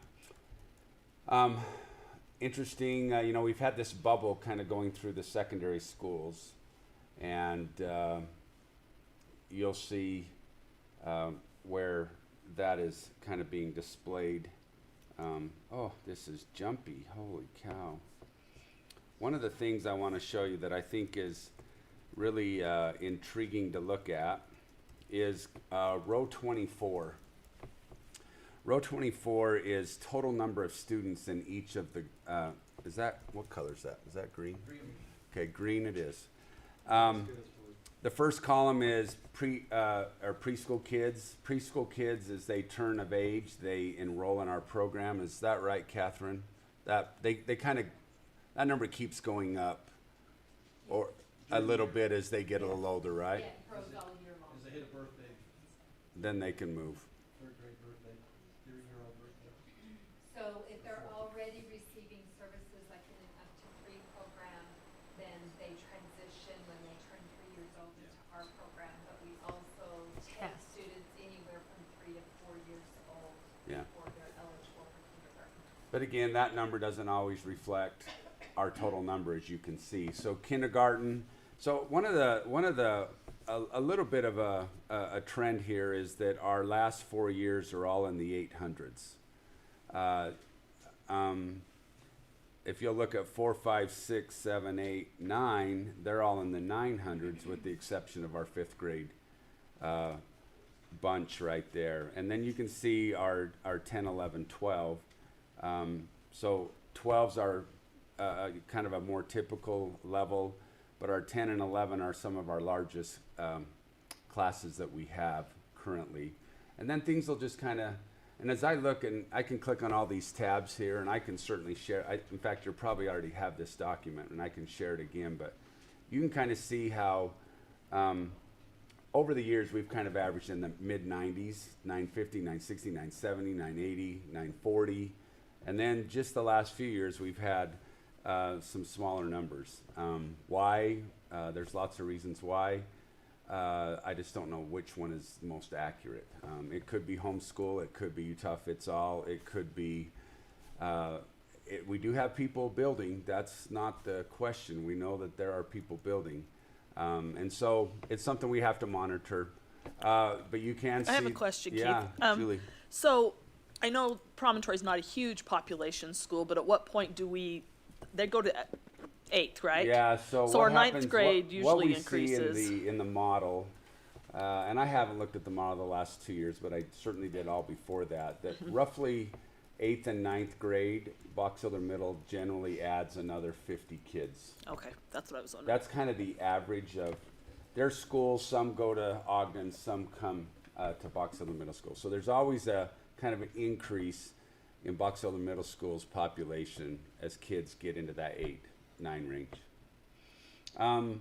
One thing of note here, if you can kind of look in that right above the chart that says enrollment versus October 1 count. So this year, if you kind of break it elementary, secondary, minus 81, secondary growth, we had 39. So we got a few more people in secondary, a few less people in 81. Another thing over here in column S and T, the south, this end of the district is minus 83, and the north end minus 46. Now I know that when you read all this, it does give you pause and say, but all this But I thought the reality is our schools are, because we've lost all our prep spaces.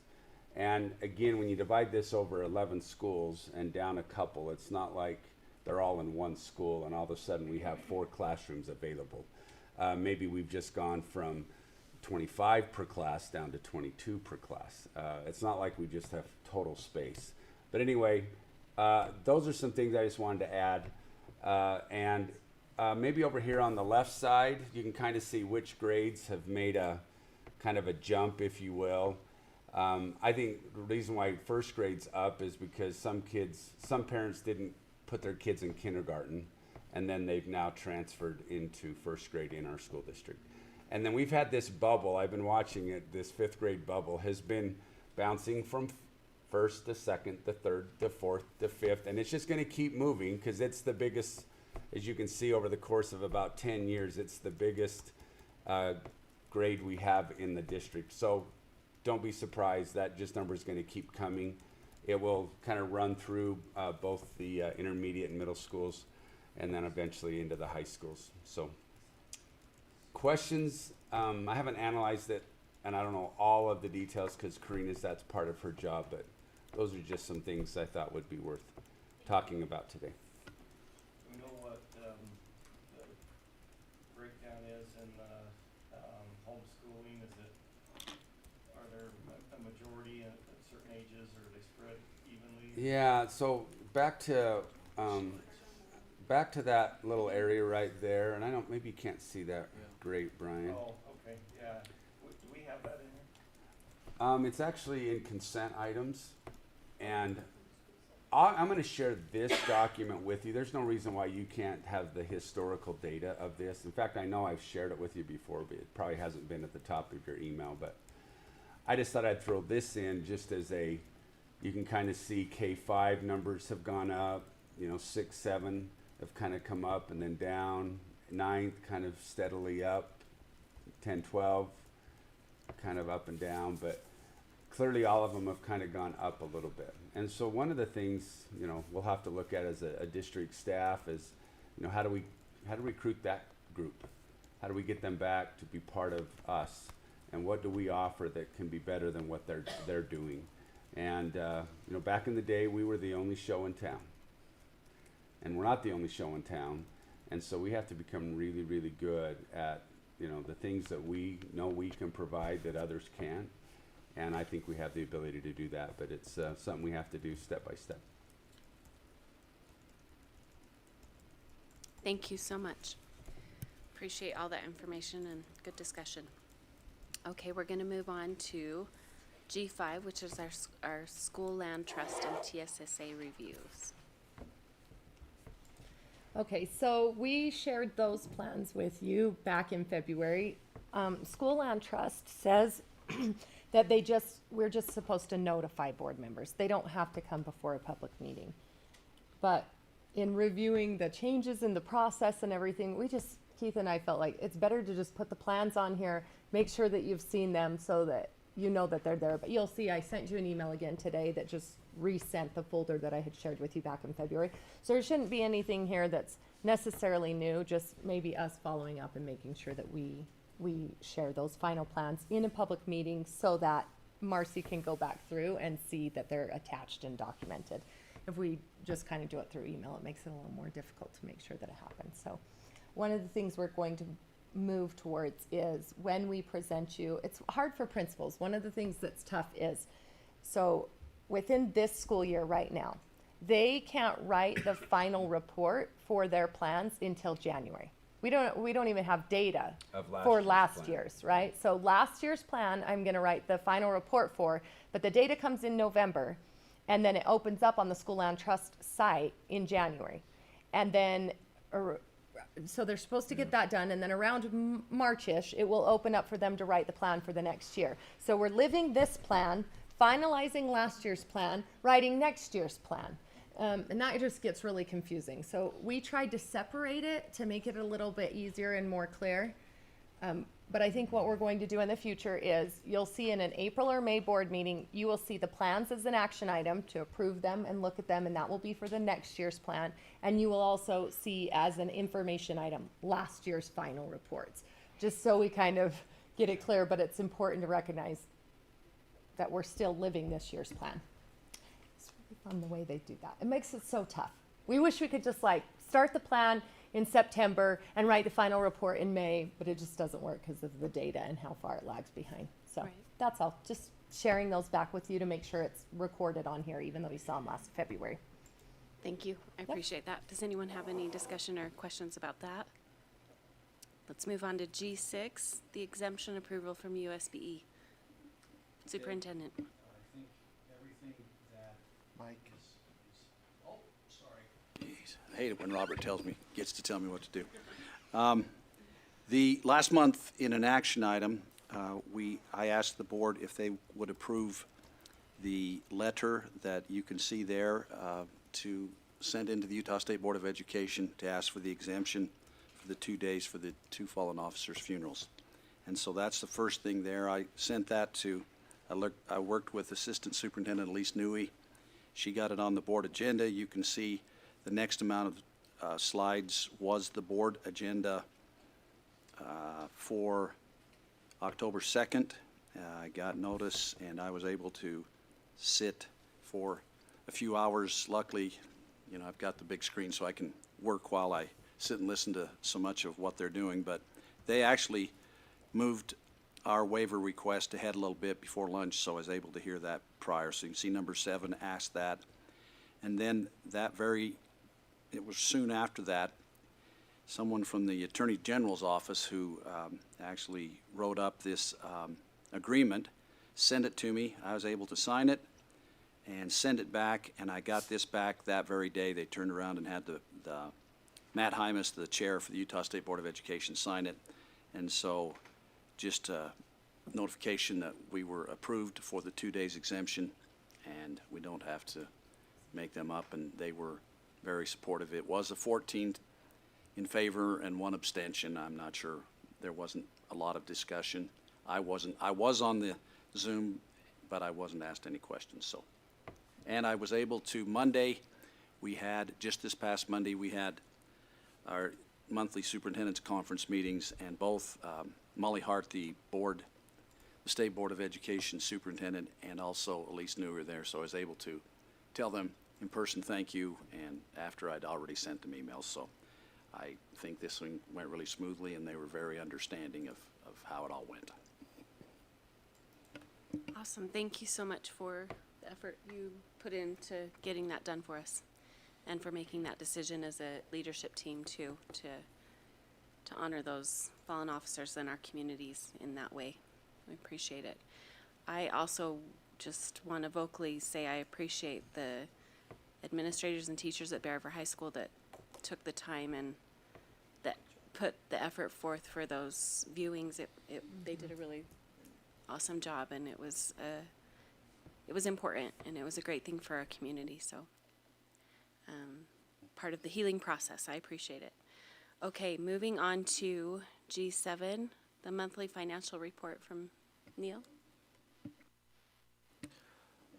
I want to start off by saying that, or inform the board that we submitted our annual financial statement to the Utah State Board of Education as required on time on October 1st. So that portion of our annual audit is completed. And we're just wrapping up a few compliance concerns that are required by the audit process. And generally those are submitted to the State Auditor's Office and the State Board of Education by November 30th. So we will have that ready for the board probably in December for presentation. I don't anticipate any large compliance concerns. There are a few areas that we've been working on to strengthen our internal controls, but nothing of noteworthy at this time. Regarding the financial statement, this month's board's financial statement, there's nothing really of any notes. This is kind of like the boring time of the year. We're getting our grants from the USBE, our federal grants for writing applications. We're getting approval on those. Those are all on a reimbursement basis. We're waiting on new property tax revenues to flow into our accounts. The bulk of that flows in January. So what we'll see happening is our cash accounts, our bank accounts will be being drawn down throughout the year until we get that influx, which is about 30% of our money in January from our local property taxes. Because the state money flows on a monthly basis, we call it the 1/12. So we get 1/12 of our annual allotment each month. And that's between $9 and $10 million a month on average. About $8 million of that is payroll. It includes payroll and benefits. So we're in a time period where we are cash flow deficient. We're paying more out than we're receiving until our property tax comes in, and that will then trigger the opposite. And so really, when we see our fund balances, they may appear elevated, but what's happening is we're drawing them down throughout the year. So it's our savings account. So last month I talked about how our fund balances are about 12% of expenditures. What we want to see is closer to about 25% for that reason, where we don't have revenue sufficient to cover because of the timing of property tax receipts and federal reimbursements as well. And so that's why it may appear that we have more money than we actually do. Generally, we spend down our cash balances about 60% this time of the year. And then they'll continue to grow at the end of the year, towards the end of the year as we receive funds. But nothing noteworthy right now in our financial report. You have any questions from the board members? Oh, thank you. Thank you. We're going to move to G9, which is the September Employee Appreciation. Actually, G8, sorry, Board Committee Reports.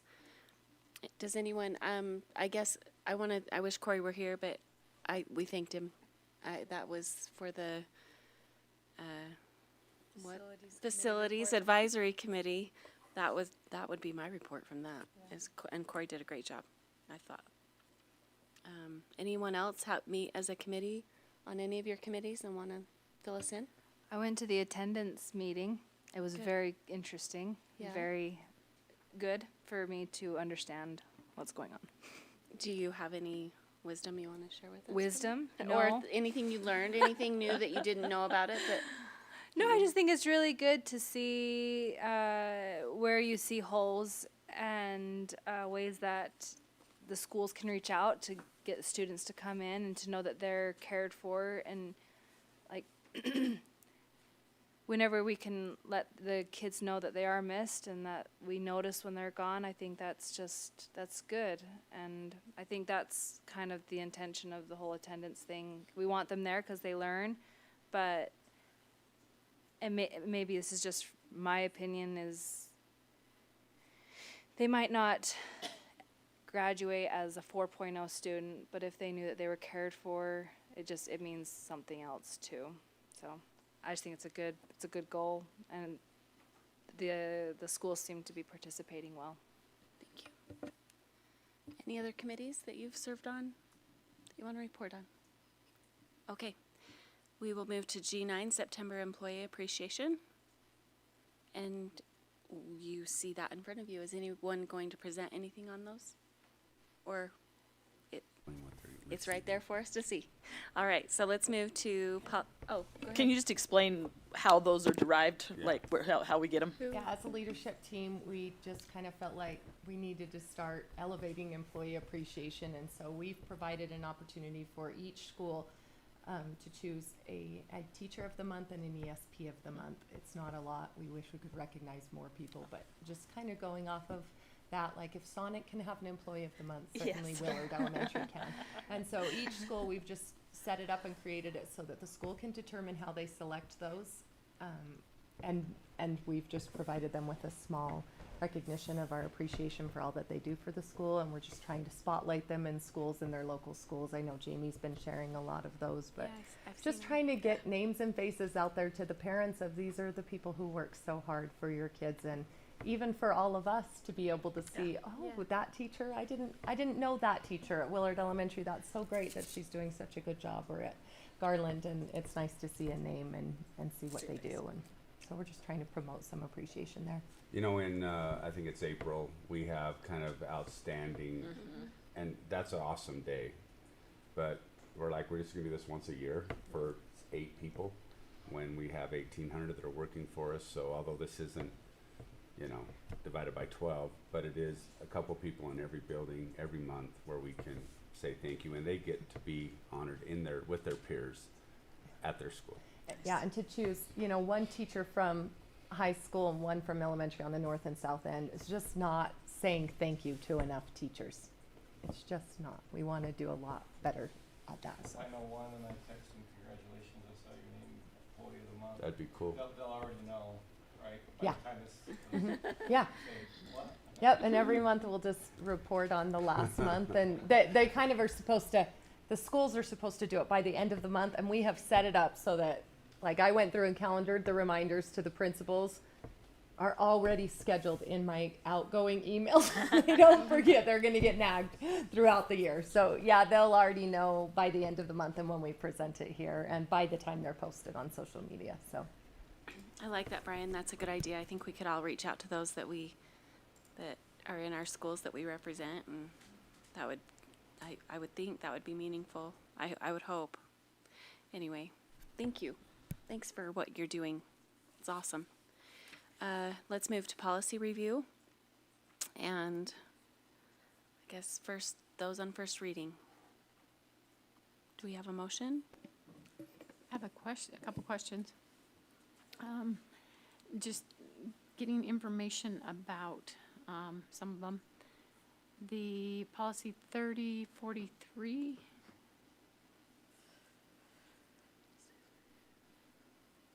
Takes me a minute to get there.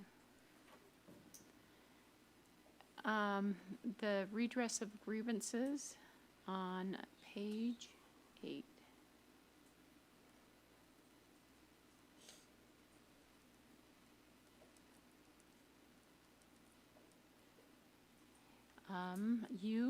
Number 2, talks about if there's a grievance and it's the superintendent, the grievance may be filed with the school board president, who in consultation with legal counsel may, in the president's sole discretion, address the matter directly or contract with an outside grievance officer to hear and address the matter.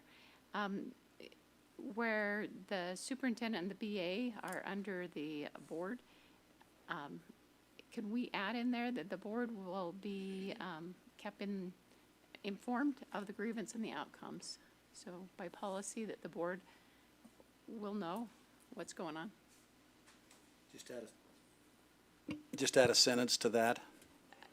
Yeah, just so that by policy. Superintendent will notify the board of any of.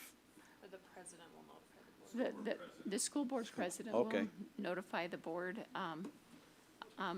Karen, I'm sorry, but I didn't get it down. Would you restate where it's located at? It's page 8.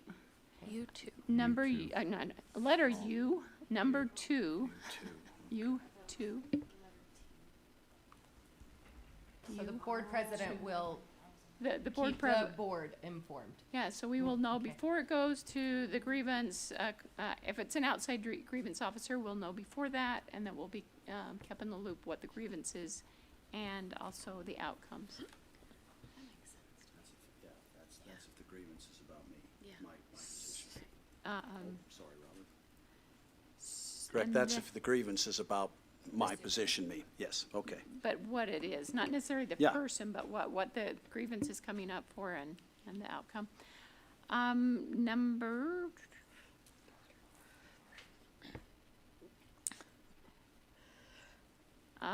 the school safety, sorry, that's 2182.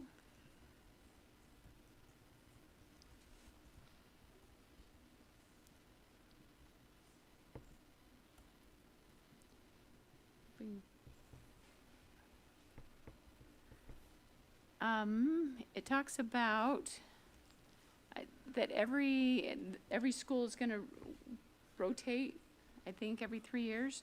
Are we doing that like some schools, so every year there will be some? Yeah, so sorry. So Am I, we'll take all those, and although it's every 3 years, they're gonna go chunk, chunk, chunk. So every year we'll be doing a third of our schools. and is there any place that the board is notified of what those reviews are going to look like?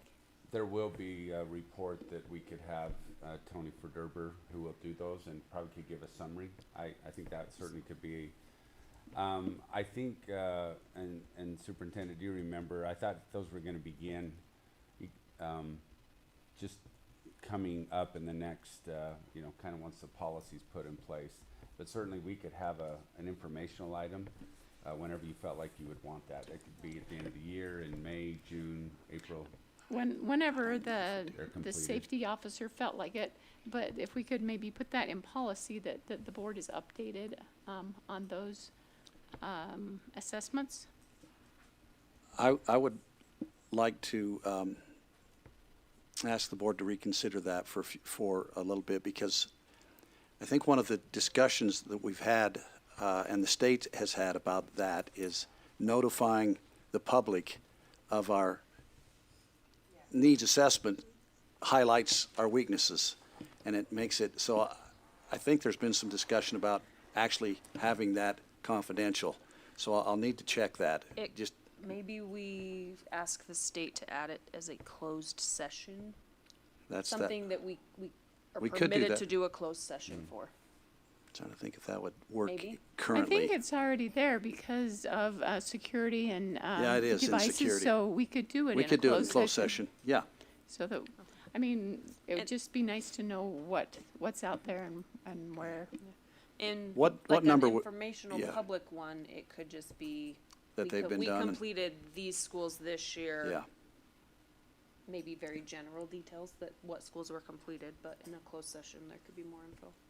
Would we, excuse me, put an addition on A1 probably, that we would report those in closed session? Was it A1 that you thought, Karen, would be? I didn't have a place. I don't Yeah. know where that would be. Well, the that's where it policy talks about every, committee, but It does say on bottom of page 4, it does say in D, in collaboration with the county security chief, local law enforcement, they'll conduct a school safety needs assessment and submit the completed assessment by October 15th each year, which means basically that'll happen at the beginning of the year through October. So I would think maybe that's the section where we say, yeah.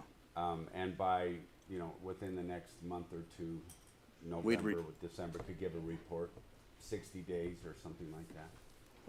wherever the policy committee feels like that would be Yeah. best, Okay. just so that that number we- 2 does look really, that D2, correct? Yeah, D2, there's an and, but it could be at a D4 or something like that Okay. on that. just Heidi so Jo, are you making some appropriate notes that would help us? Thank you. And we'll work on that and bring it back in second reading. Let's try to remember if that's okay to bring it back second reading as we approve that. that's Get it great. cleaned up. Similarly, on 5230, school fees, page 21, this one was a long one, but half of it is just deletions. Yeah, there's not 42 pages. Right. I might want to add, maybe before you state, that this was straight right out of the model policy because of all the changes. But let's discuss where you're headed there. Okay, You said page 50 21. Okay. Just a Page little- 21. It says summary, J, 2 and 3. It talks about a summary that needs to go to the staff of the number of students, the number who are given fee waivers. Anyway, it goes to the staff. Can we also have that information as a board come back to us? Okay, you said it was page 21, right? 21. Karen, that relates to training, that we're supposed to train the staff members on those items. Right, but on number 2, it also gives numbers, so that there's number of students in the district given fee waivers, number of students who worked in lieu of fee waiver, number of students denied, total dollars waived by the district, the dollar amount. All of those things are things that I would be interested in as a board member. So. Of course. if Keith, we- when do you think we have this information? Is this an end of the year? It would have to be. It would have because to we be waive after all the fees sports. All the way through Yeah. April, spring sports. But So probably by, that would cleaned up probably by be in June? June. I'm That feels wondering like if a June. maybe you could do it in May, so we have a little bit of that going into the budget of June. Oh, yeah.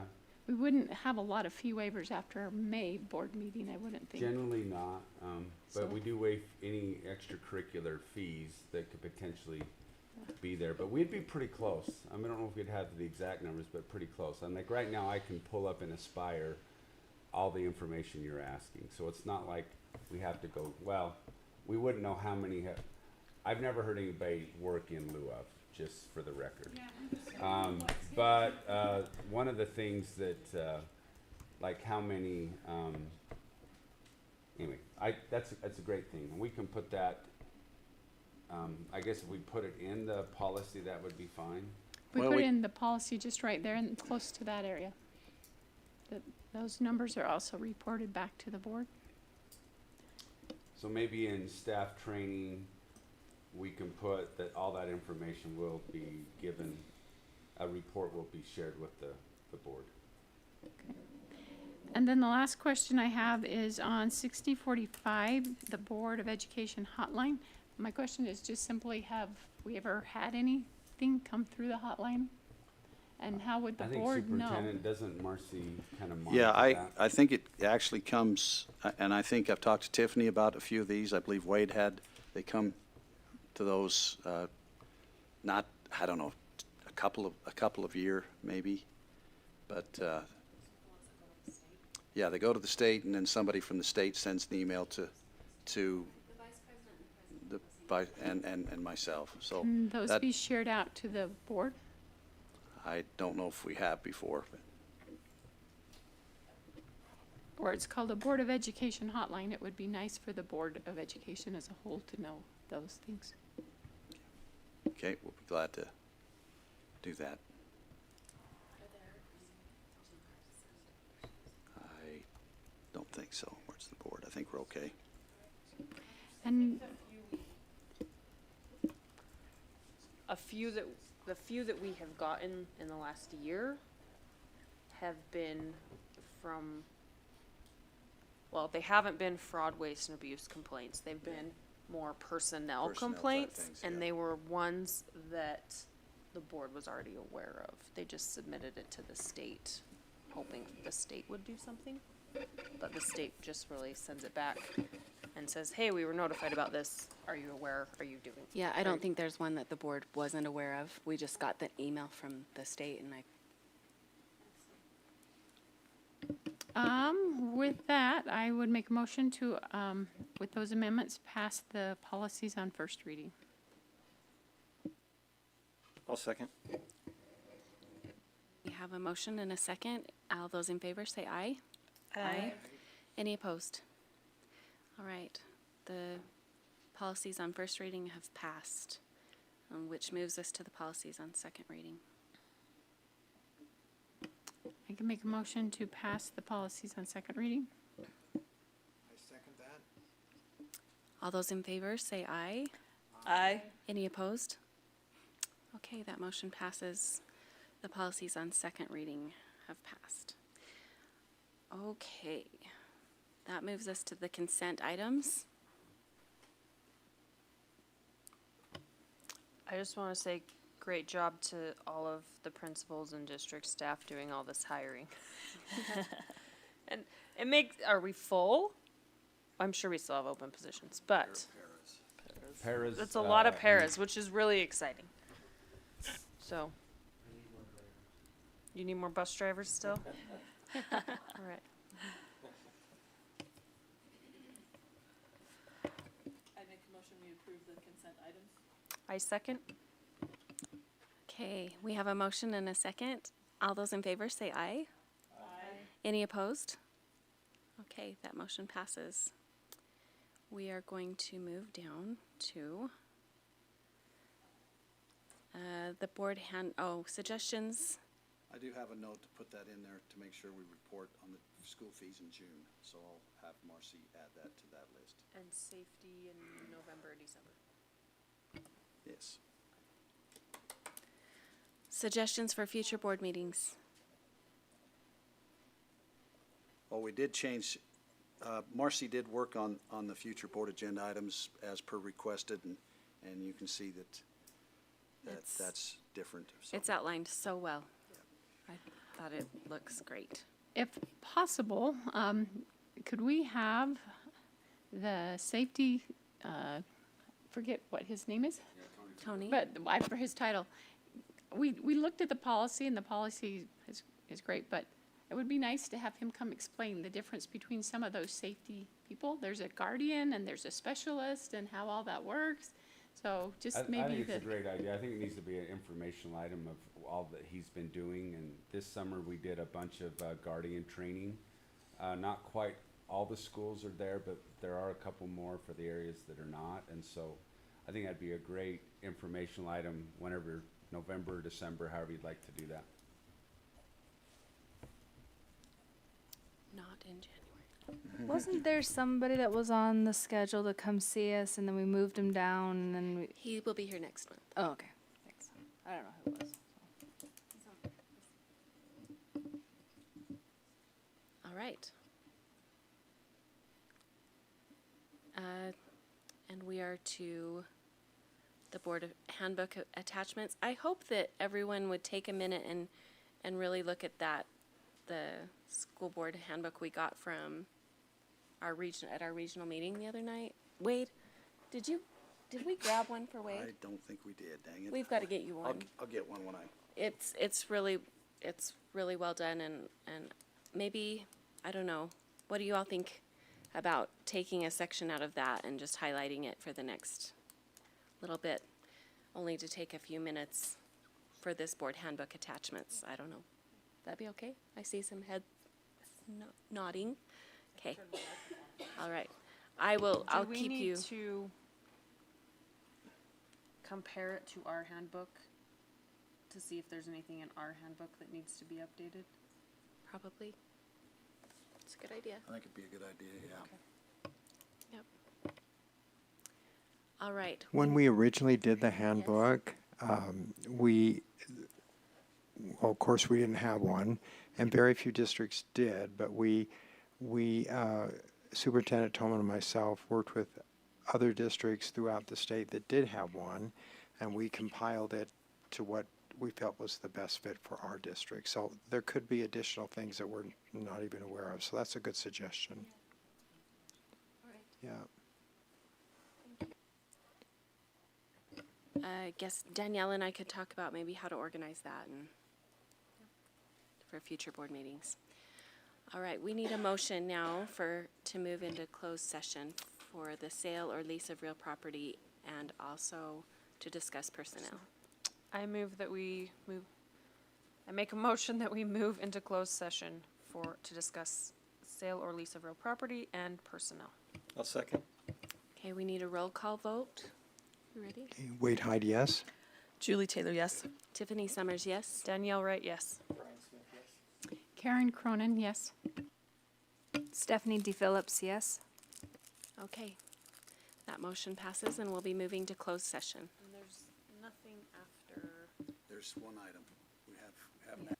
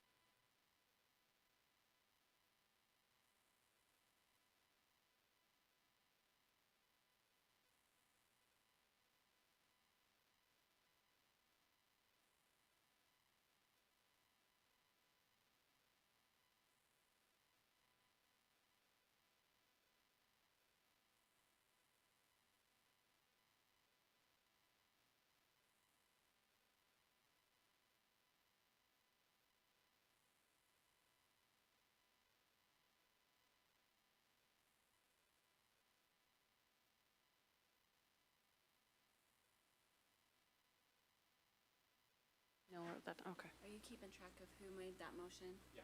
Okay.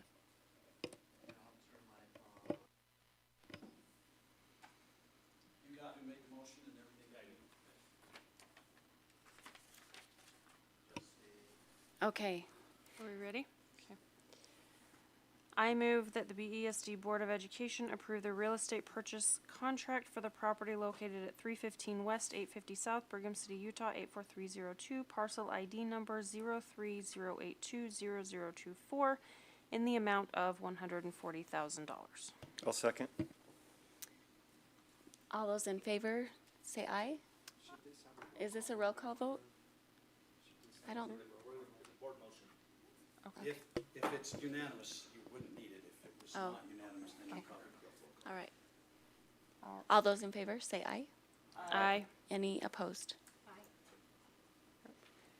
So we could say Karen voted, everybody else but Karen was against it. Okay. I mean, that would be in the minutes, right, Neil? Yep. Okay. Okay. I think that would take. All right, seeing that we have accomplished everything on the agenda, our meeting is adjourned.